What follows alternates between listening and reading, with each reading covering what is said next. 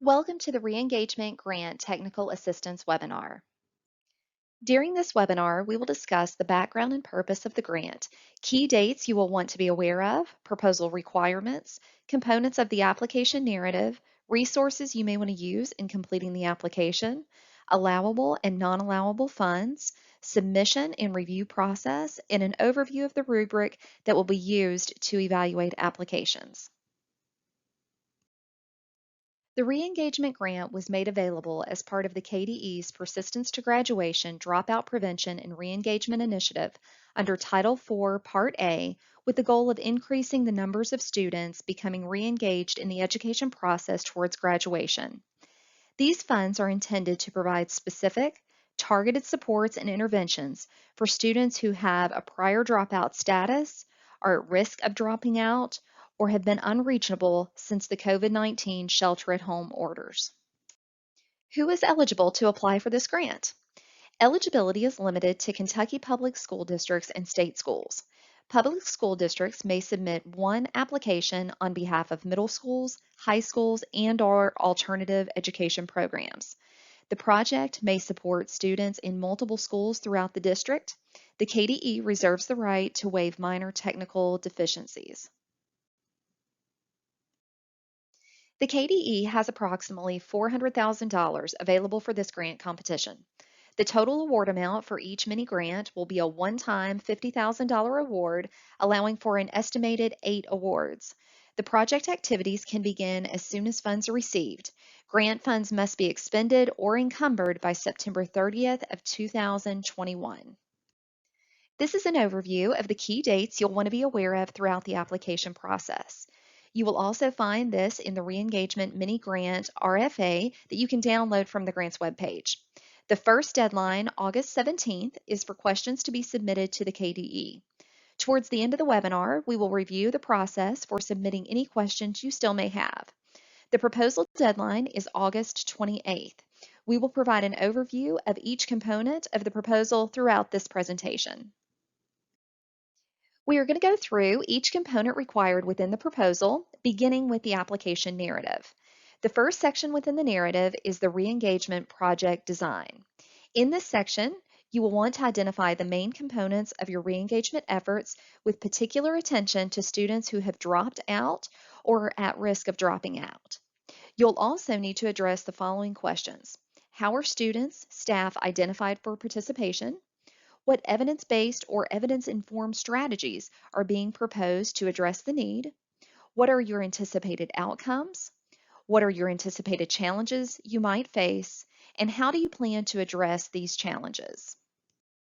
The second component within the application narrative is the project description of need.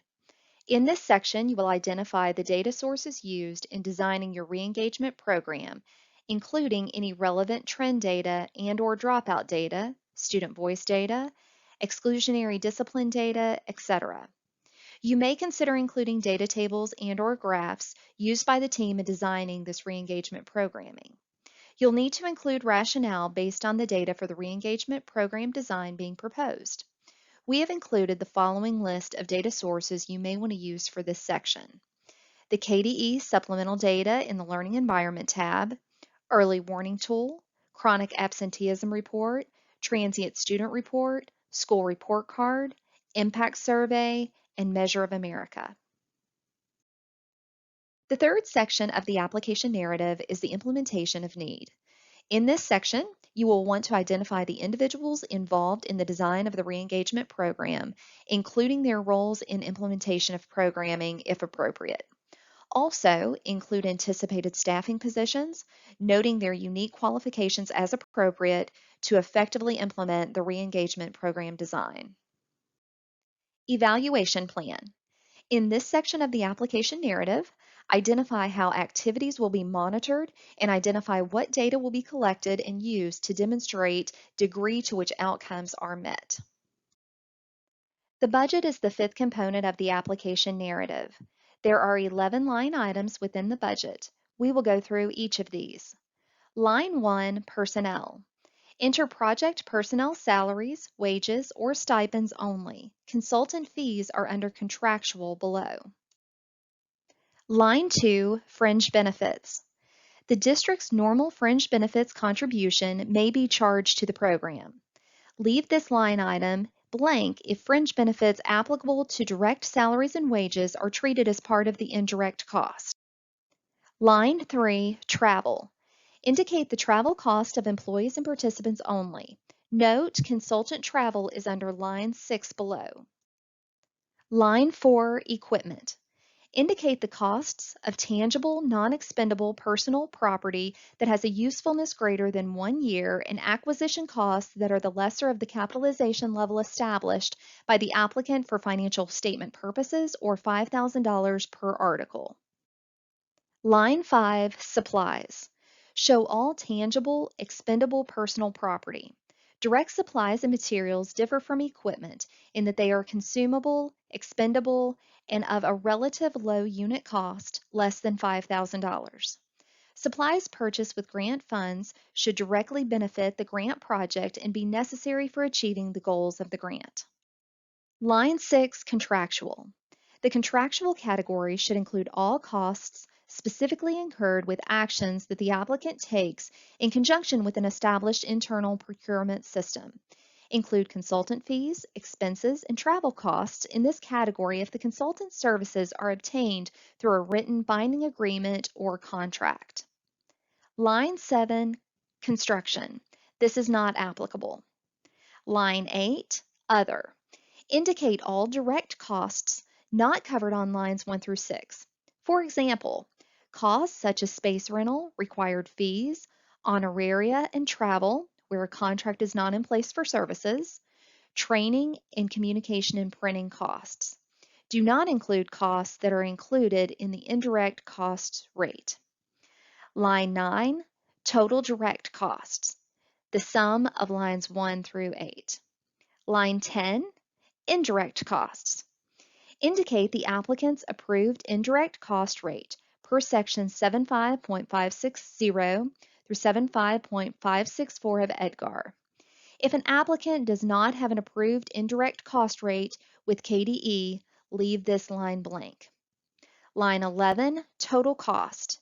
This should equal the sum of lines 9 through 10, total direct plus indirect costs. It is required that funding districts must comply with the provisions of all applicable acts, regulations, and assurances and follow provisions of Education Department General Administrative Regulations. Also, signatures must be obtained from the superintendent and principals who will be overseeing and participating in grant-funded initiatives, as well as the superintendent-signed assurance of commitment. We will show screenshots of these documents towards the end of the presentation, but wanted you to be aware of these requirements. If you have specific questions about whether a particular item is an allowable use of funds for this grant, that question will need to be submitted to the KDERFP email address. Outlined here, you will find the allowable use of funds for expenses specific to the district's KDE-approved plan developed for this grant. These include efforts to locate, reach, and support students who have been unreachable since the start of the COVID-19 shelter-in-place order, programming and supports for students or professional learning for staff that utilizes one or more of the promising practices for the re-engagement of students who have dropped out, social emotional learning, life skills, and well-being supports, curriculum, and programming, strategies that minimize barriers to school completion, for example, mental health supports, tutoring, mentoring, sense of belonging. Stipends for teachers to facilitate learning and monitor student progress. Student Voice Initiative to capture and respond to student perception and needs. Initiative to facilitate an intentionally equitable, caring, uplifting, and trauma-sensitive culture and climate. Partnerships with community organizations and agencies for alternative hours. For example, evening school, mentoring at public libraries, drop-in centers, and partnerships for a community campaign for re-engagement. Strategies for effective communication and collaboration with parent and guardians of reentry students, and program supplementation. And just to be clear, Project supplementation means that the funds may enhance a program depending on connection to grant goals and objectives, alignment with academic standards, and if services and activities provided by the program address the academic needs of students identified to be served in the application. Next, we will cover unallowable use of funds, the items that are not permitted for purchase using the re-engagement grant funding. These include equipment purchases such as smartboards, computers, printers, tablets, incentive items such as t-shirts, food, program supplementation. Supplementation of program means the grant funds are not allowed to replace funding already set aside for a program currently in place. Allocation of funds. Funds will be allocated to districts who will then distribute and apply them according to their KDE approved plan. Funds will be distributed to the designated district. We will now review the proposal components. The following must be included in each application. The application cover page, which includes identifying information for the district, including district name, district address, school names, school addresses, principal names, and contact information, superintendent name and contact information, district contact, grant writer name and email address, and superintendent's notarized signature. The proposal must also include principal signature page, additional school supplement if needed, completion of the application narrative. The narrative and all responses should not exceed 10 pages. It's important to note that the budget summary worksheet is not included in the 10 pages. Budget summary worksheet then includes munis codes and detailed descriptions of budget items that clearly indicate each expenditure and is directly connected to the implementation plan. Certifications regarding lobbying, debarment, suspension, and other responsibility matters and drug-free workplace requirements. As you are completing the application, please note formatting requirements. Responses within the implementation plan should be Calibri 11-point font with 1.0 spacing. We have included a list of resources you may find helpful in completing the grant application. All links are accessible within the Request for Proposal document. These resources include U.S. Department of Education, What Works Clearinghouse, Preventing Dropout in Secondary Schools, Everyone Graduates Center at Johns Hopkins University, America's Promise Alliance, Grad Nation, a guidebook to help communities tackle the dropout crisis, Back to School, Exploring Promising Practices for Reengaging Young People in Secondary Education, Don't Call Them Dropouts, Understanding the Experiences of Young People Who Leave High School Before Graduation, Barriers to Success, Moving Toward a Deeper Understanding of Adversity's Effects on Adolescents, and Attendance Works. Submission of written questions. The KDE will only accept written questions via email through 4 p.m. Eastern Time on August 17, 2020. All questions should be submitted to kderfp@education.ky.gov. We utilize this protocol in order to maintain fairness and transparency. Next, we will cover the process for districts submitting a proposal. The application must be received in the KDERFP email inbox no later than 4 p.m. Eastern Time, August 28, 2020. Applications received after this time and date stamp will not be reviewed or considered for award. Applicants are responsible for contacting the KDE at kderfp@education.ky.gov, confirming the receipt of their applications. Upon request, the KDE will confirm the receipt of the email and attachments, if any. Please note the KDE does not open attachments to check for accuracy. When you are ready to submit your proposal, first scan the completed application in its entirety, including all signatures, to PDF format.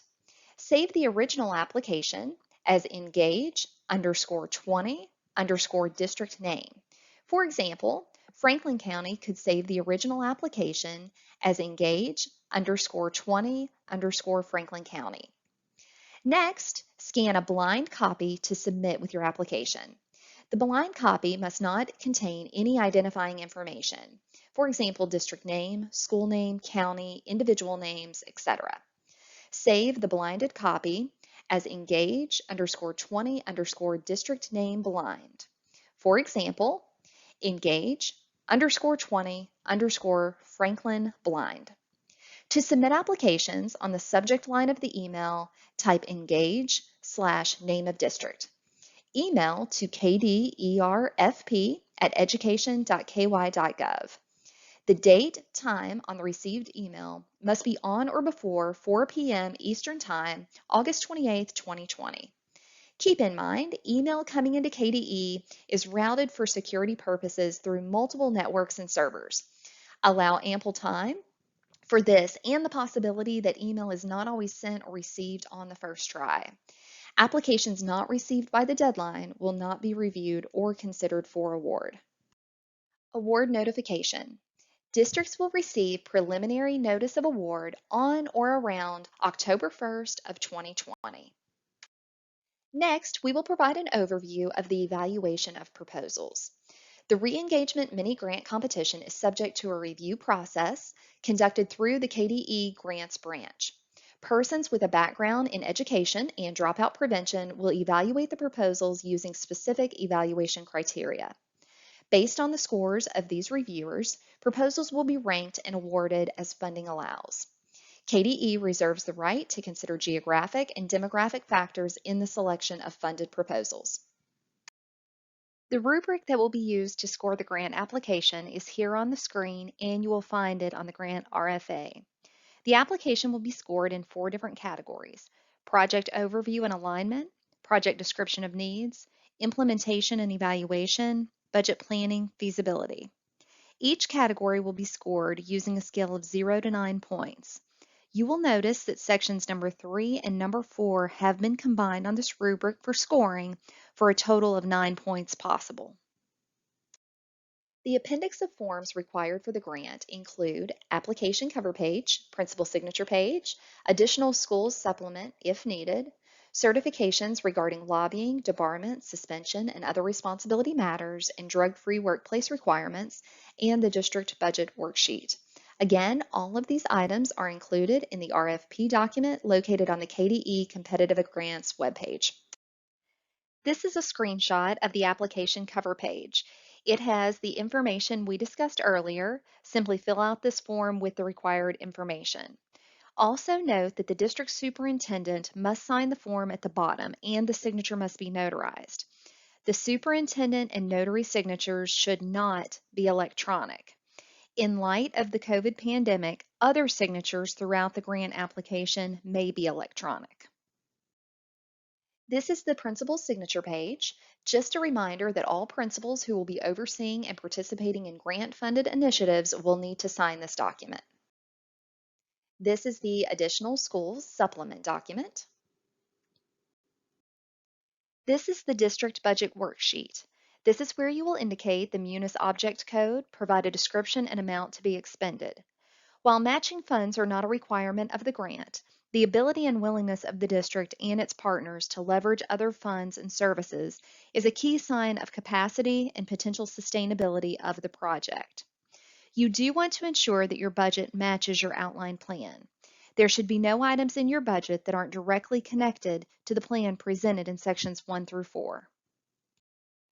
This is the certification document regarding lobbying, debarment, suspension, and other responsibility matters and drug-free workplace requirements. At the bottom of this document, you will see a place for name of applicant, project name, printed name and title of authorized representative, signature, and date. We mentioned this process earlier, but wanted to reiterate because this is the most efficient and important contact information you will need throughout the application process. The KDE will only accept written questions via email through 4 p.m. Eastern Time on August 17, 2020. All questions should be submitted to kderfp@education.ky.gov.